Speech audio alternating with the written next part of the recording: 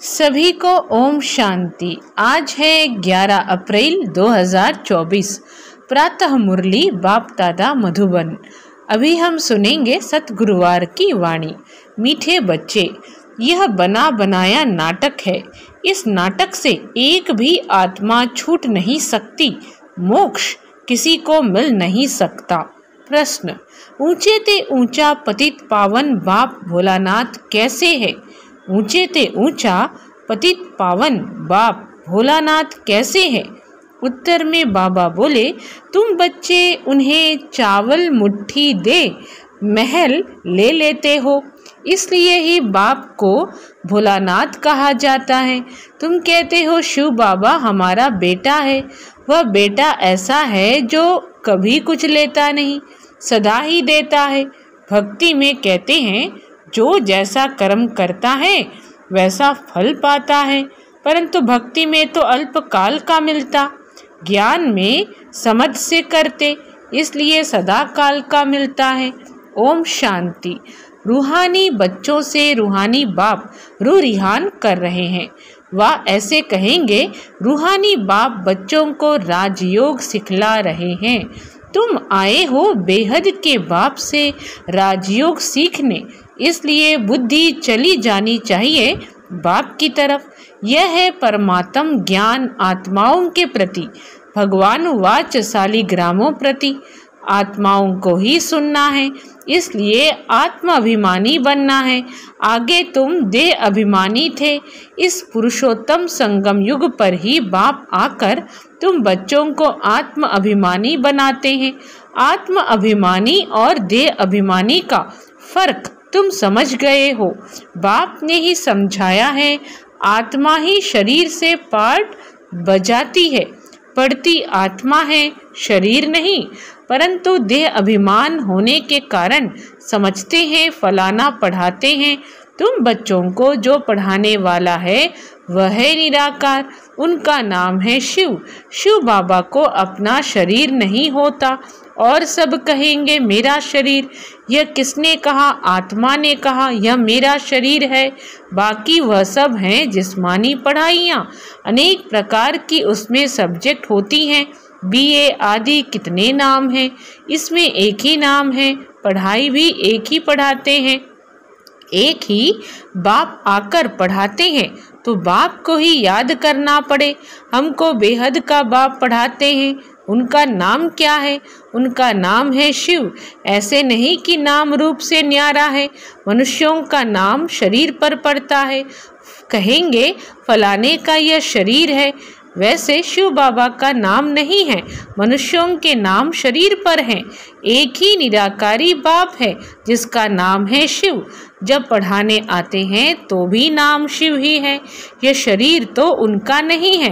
भगवान एक ही होता है, 10-12 नहीं, वह है ही एक। फिर मनुष्य उनको 24 अवतार कहते हैं।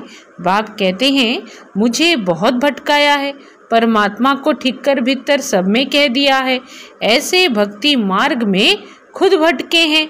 जैसे भक्ति मार्ग में खुद भटके हैं वैसे मुझे भी भटकाया है। ड्रामा अनुसार उनके बात करने का ढंग कितना शीतल है। बाबा क्या समझा रहे हैं कि ड्रामा अनुसार उनके बात करने का ढंग कितना शीतल है। समझाते हैं मेरे ऊपर सबने कितना अपकार किया है। क्या समझाते हैं? समझाते हैं मेरे ऊपर सबने कितना अपकार किया है, मेरी कितनी ग्लानि की है। मनुष्य कहते हैं हम निष्काम सेवा करते हैं। बाप कहते हैं मेरे सिवाय कोई निष्काम सेवा कर नहीं सकता। जो करता है उनको फल जरूर मिलता है। अभी तुमको फल मिल रहा है। गायन है कि भक्ति का फल भगवान देंगे, क्योंकि भगवान है ज्ञान का सागर। भक्ति में आधा कल्प तुम कर्मकांड करते आए हो। अब यह ज्ञान है पढ़ाई। पढ़ाई मिलती है एक बार और एक ही बाप से। बाप पुरुषोत्तम संगम युग पर एक ही बार आकर तुमको पुरुषोत्तम बनाकर जाते हैं। यह है ज्ञान और वह है भक्ति। आधा कल्प तुम भक्ति करते थे, अब जो भक्ति नहीं करते हैं उनको वहम पड़ता है कि पता नहीं भक्ति नहीं की तब फलाना मर गया, बीमार हो गया, परंतु ऐसे है नहीं। क्या कह रहे हैं? आधा कल्प तुम भक्ति करते थे, अब जो भक्ति नहीं करते हैं उनको वहम पड़ता है कि पता नहीं भक्ति नहीं की तब फलाना मर गया, बीमार हो गया, परंतु ऐसे है नहीं। बाप कहते हैं बच्चे तुम पुकारते आए हो कि आप आकर पतितों को पावन बनाए, सबकी सद्गति करो, तो अब मैं आया हूँ। भक्ति अलग है, ज्ञान अलग है। भक्ति से आधा कल्प होती है रात, ज्ञान से आधा कल्प के लिए होता है दिन। राम राज्य और रावण राज्य दोनों बेहद हैं, दोनों का टाइम बराबर है। इस समय भोगी होने के कारण दुनिया की वृद्धि जास्ती होती है, आयु भी कम होती है। वृद्धि जास्ती न हो उसके लिए फिर प्रबंध रचते हैं। तुम बच्चे जानते हो इतनी बड़ी दुनिया को कम करना तो बाप का ही काम है। बाप आते ही हैं कम करने, पुकारते भी हैं बाबा आकर अधर्म विनाश करो, अर्थात सृष्टि को कम करो। दुनिया तो जानती नहीं कि बाप कितना कम कर देते हैं, दुनिया तो जानती नहीं कि बाप कितना कम कर देते हैं। थोड़े समय रह जाते हैं, थोड़े मनुष्य रह जाते हैं, बाकी सब आत्माएं अपने घर चली जाती हैं। क्या कह रहे हैं? थोड़े ही मनुष्य रह जाते हैं, बाकी सब आत्माएं अपने घर चली जाती हैं। फिर नंबरवार पाठ बजाने आती हैं। नाटक में जितना पाठ देरी से होता है वह घर से भी देरी से आते हैं, अपना धंधा आदि पूरा कर बाद में आते हैं। तो शिव बाबा आगे क्या कह रहे हैं कि दुनिया तो जानती नहीं कि बाप कितना कम कर देते हैं, थोड़े मनुष्य रह जाते हैं, बाकी सब आत्माएं अपने घर चली जाती हैं। फिर नंबरवार पाठ बजाने आती हैं। नाटक में जितना पाठ देरी से होता है वह घर से भी देरी से आते हैं, अपना धंधा आदि पूरा कर बाद में आते हैं। नाटक वाले भी अपना धंधा करते हैं, फिर समय पर नाटक में आ जाते हैं पाठ बजाने। तुम्हारा भी ऐसे ही है, पिछाड़ी में जिनका पाठ है वह पिछाड़ी में आते हैं, जो पहले पहले शुरू के पाठधारी हैं वह सत्युग आदि में आते हैं। पिछाड़ी वाले देखो तो अभी आते ही रहते हैं, ताल टालियाँ पिछाड़ी तक आती रहती हैं। इस समय तुम बच्चों को ज्ञान की बातें समझाई जाती हैं और सवेरे याद में बैठते हो, वह है ड्रिल। आत्मा को अपने बाप को याद करना है, योग अक्षर छोड़ दो। इसमें मूंझते हैं, कहते हैं हमारा योग नहीं लगता है। बाप कहते हैं अरे बाप को तुम याद नहीं कर सकते हो, क्या यह अच्छी बात है? याद नहीं करेंगे तो पावन कैसे बनेंगे? बाप है ही पतित पावन। बाप आकर ड्रामा के आदि मध्य अंत का राज समझाते हैं। यह वैरायटी धर्म और वैरायटी मनुष्यों का वृक्ष है। यह क्या है? वैरायटी धर्म और वैरायटी मनुष्यों का वृक्ष है।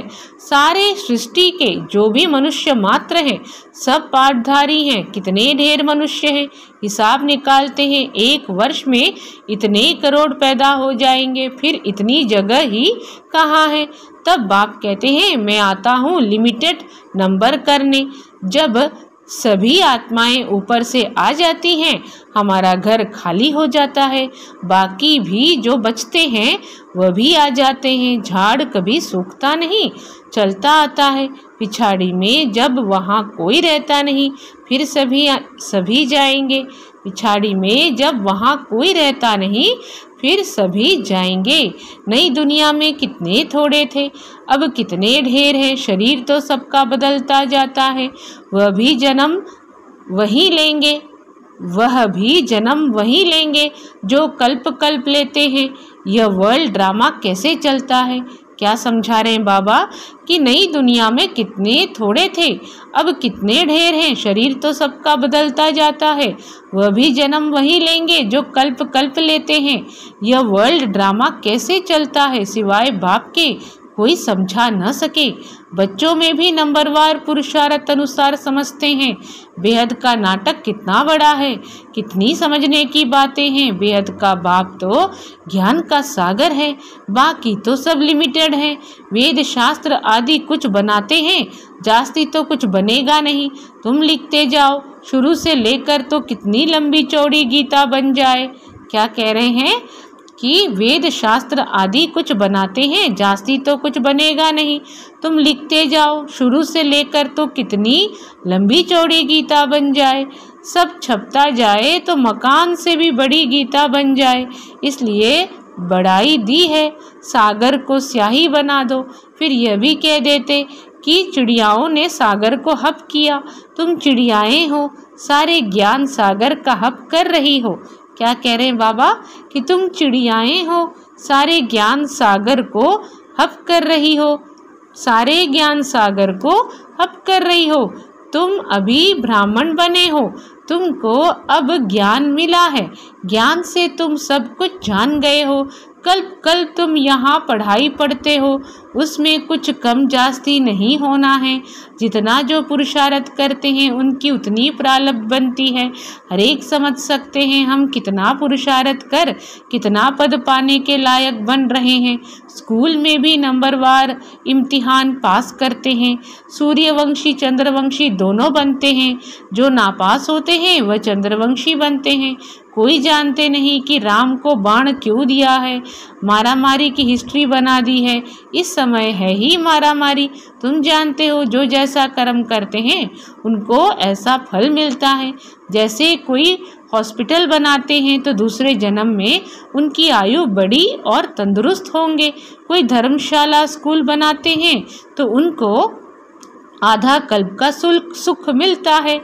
अगर कोई धर्मशाला वगैरह बनाते हैं तो उनको आधा कल्प का सुख मिलता है। यहाँ बच्चे जब आते हैं तो बाबा पूछते हैं तुमको कितने बच्चे हैं, तो कहते हैं 3 लौकिक और 1 शिव बाबा, क्योंकि वह वर्षा देता भी है तो लेता भी है, हिसाब है। उनको लेने का कुछ है नहीं, वह तो दाता है। चावल मुट्ठी देकर तुम महल ले लेते हो।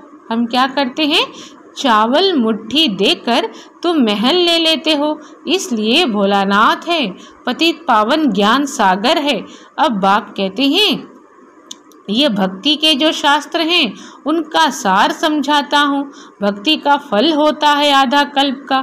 सन्यासी कहते हैं यह सुख काग विष्ठा के समान है, इसलिए घर बार छोड़ जंगल में चले जाते हैं। कहते हैं हमको स्वर्ग के सुख नहीं चाहिए जो फिर नरक में आना पड़े। क्या कहते हैं कि हमको स्वर्ग के सुख नहीं चाहिए जो फिर नरक में आना पड़े, हमको मोक्ष चाहिए। परंतु यह याद रखो कि यह बेहद का नाटक है। इस नाटक से एक भी आत्मा छूट नहीं सकती। बना बनाया है तब गाते हैं बनी बनाई बन रही। परंतु भक्ति मार्ग में चिंता करनी पड़ती है। जो कुछ पास किया है वह फिर होगा। 84 का चक्र तुम लगाते हो, यह कभी बंद नहीं होता है, बना बनाया है। इसमें तुम अपने पुरुषार्थ को उड़ा कैसे सकते हो। तुम्हारे कहने से तुम निकल नहीं सकते हो। मोक्ष को पाना, ज्योति ज्योत समाना, ब्रह्म में लीन होना, यह एक ही है। अनेक मतें हैं, अनेक धर्म हैं। फिर कह देते हैं तुम्हारी गत मत तुम ही जानो। तुम्हारी श्रीमत से सद्गति मिलती है सो तुम ही जानते हो। तुम जब आओ तब हम भी जाने। बाबा क्या कह रहे हैं, तुम जब आओ तब हम भी जाने और हम भी पावन बने। तो शिव बाबा समझा रहे हैं कि जो कुछ पास किया है वह फिर होगा। 84 का चक्र तुम लगाते हो, यह कभी बंद नहीं होता है, बना बनाया है। इसमें तुम अपने पुरुषार्थ को उड़ा कैसे सकते हो। तुम्हारे कहने से तुम निकल नहीं सकते हो। मोक्ष को पाना, ज्योति ज्योत समाना, ब्रह्म में लीन होना, यह एक ही है। अनेक मतें हैं, अनेक धर्म हैं। फिर कह देते हैं तुम्हारी गत मत तुम ही जानो। तुम्हारी श्रीमत से सद्गति मिलती है सो तुम ही जानते हो। तुम जब आओ तब हम भी जाने और हम भी पावन बने। पढ़ाई पढ़ें और हमारी सद्गति हो। जब सद्गति हो जाती है तो फिर कोई बुलाते ही नहीं है। इस समय सबके ऊपर दुखों के पहाड़ गिरने हैं, खूने नाहक खेल दिखाते हैं और गोवर्धन पहाड़ भी दिखाते हैं। अंगुली से पहाड़ उठाया, तुम इसका अर्थ जानते हो। तुम थोड़े से बच्चे इस दुखों के पहाड़ को हटाते हो, दुख भी सहन करते हो। तुमको वशीकरण मंत्र सभी को देना है। कहते हैं तुलसीदास चंदन घिसे, तिलक राजाई का तुमको मिलता है अपनी अपनी मेहनत से। तुम राजाई के लिए पढ़ रहे हो। राजयोग जिससे राजाई मिलती है वह पढ़ाने वाला एक ही बाप है। अब तुम घर में बैठे हो। यह दरबार नहीं है। दरबार उसको कहा जाता है जहाँ राजाएं महाराजाएं मिलते हैं। यह पाठशाला है, समझाया जाता है। कोई ब्राह्मणी विकारी को नहीं ले आ सकती है। क्या कहा बाबा ने? यह पाठशाला है, समझाया जाता है। कोई ब्राह्मणी विकारी को नहीं ले आ सकती है। पतित वायुमंडल को खराब करेंगे, इसलिए अलाउ नहीं करते हैं। जब पवित्र बने तब अलाउ किया जाए। अभी कोई कोई को अलाउ करना पड़ता है। अगर यहाँ से जाकर पतित बने तो धारणा नहीं होगी। यह हुआ अपने आप को श्रापित करना। विकार है ही रावण की मत। राम की मत छोड़ रावण की मत से विकारी बन पत्थर बन पड़ते हैं। बाबा आज बहुत गुह्य बातें हम बच्चों को समझा रहे हैं कि दरबार उसको कहा जाता है जहाँ राजाएं महाराजाएं मिलते हैं।